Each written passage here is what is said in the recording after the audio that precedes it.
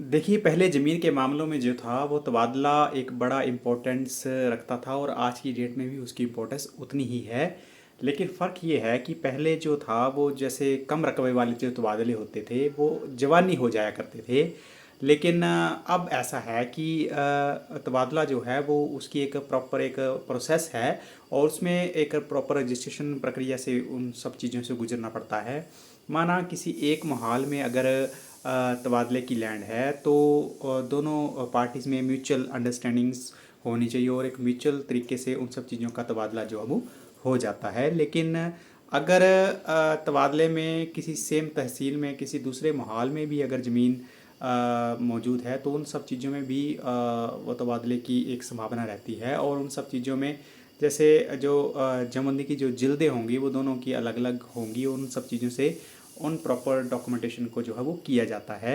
लेकिन इन सब चीज़ों में एक प्रोसेस है, उस प्रोसेस में जैसे मान के बात चलें जैसे कम रकबा होता था तो जुबानी इसलिए हो जाया करता था क्योंकि रकबे में इतनी ज़्यादा जो थी वो क्वांटिटी नहीं थी। लेकिन अगर रकबा ज़्यादा है तो उसमें भी अब ऐसा है कि रजिस्ट्रेशन प्रोसेस को इसलिए इंट्रोड्यूस किया गया है क्योंकि जो औसत व्यय है उन सब चीज़ों में देखा जाता है किसी पर्टिकुलर पॉइंट की औसत व्यय जो है वो बहुत ज़्यादा हो सकती है किसी पर्टिकुलर पॉइंट के मुकाबले। तबादले का जो मेन अर्थ है कि एक ज़मीन के बदले अपनी ज़मीन के बदले अपनी ज़मीन किसी को देना और किसी दूसरे की उसके बदले में जो है वो म्यूचुअल जो है वो ट्रांसफ़र करवाना। तो इन सब चीज़ों में तबादला जो है वो बड़ी एक अहमियत रखता है, ख़ासकर उन सब चीज़ों में जैसे माना पड़ोस में किसी दूसरे व्यक्ति की ज़मीन लगती है और उस चीज़ में जो है वो अगर मेरी एक उसमें एक अगर मेरी भलाई है या किसी तरह से मेरा अगर कोई इंटरेस्ट है तो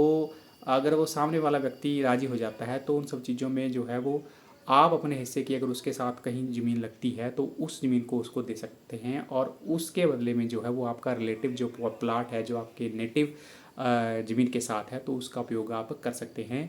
लेकिन तबादले में फिर एक आपको एक एप्लीकेशन ही लिखनी पड़ती है। उन उन एप्लीकेशंस में जो है दोनों की म्यूचुअल जो दोनों पार्टी होंगी उनकी म्यूचुअल एक अंडरस्टैंडिंग रहेगी और उन सब चीज़ों में उसको पहले पटवारी साहब से वेरीफाई करवा के उसका एक प्रॉपर रजिस्ट्रेशन प्रोसेस होता है तहसील में। उसके बाद ही ये तबादले की प्रक्रिया जो है वो अमल में लाई जाती है। लेकिन इन सब चीज़ों में जो है वो रजिस्ट्रेशन का एक प्रोसेस होता है। जब तबादला हो जाता है उसके बाद उसका एक इंतकाल भी दर्ज होता है। तो उन सब चीज़ों में एक प्रॉपर प्रक्रिया है, ठीक उसी तरह से जैसे एक आपकी सेल डीड होती है ठीक उसी तरह से मैंने जवानी की बात इसलिए की क्योंकि कुछ बहुत सारे जो मामलात होते थे पुराने समय में तो उस समय जवानी इन सब चीज़ों का उपयोग हो जाया करता था।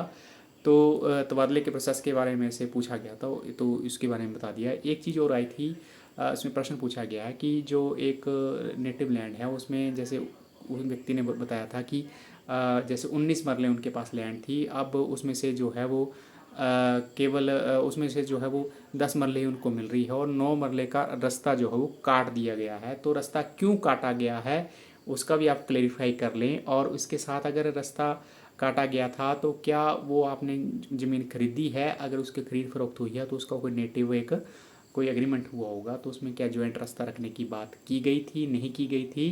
तो उन सब चीज़ों में आप एक बार वेरीफाई हो लें और उसके बाद अगर आपको लगता है कि नहीं रास्ता किसी और पर्पस के लिए काटा गया तो उसकी आप क्लेरिफिकेशन के लिए एक अर्जी जो है वो लगा सकते हैं और कंसर्न पार्टीज़ को जो है उससे जो है वेरीफाई करवा सकते हैं। तो ये एक अलग मैटर है।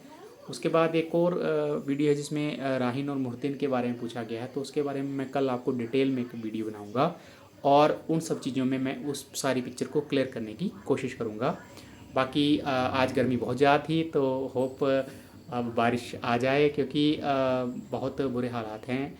जिस हिसाब से जो गर्मी बढ़ रही है उस हिसाब से जो है ठीक है बच्चों की स्कूलों में छुट्टियां हो गई हैं और तो उन सब चीज़ों में थोड़ी बच्चों के लिए तो राहत है। लेकिन आज गर्मी बहुत ज़्यादा थी तो इसलिए थोड़ा वीडियो बनाने में लेट हो गया। बाकी इस वीडियो को शेयर ज़रूर करें। तो आज मैंने आपको तबादले के बारे में एक डिटेल जानकारी दी। बाकी कल नई जानकारी के साथ ज़रूर आपके साथ मिलूँगा और इस वीडियो को शेयर ज़रूर करें ताकि ये जानकारी जो है वो ज़रूरतमंद लोगों के पास पहुँचती रहे।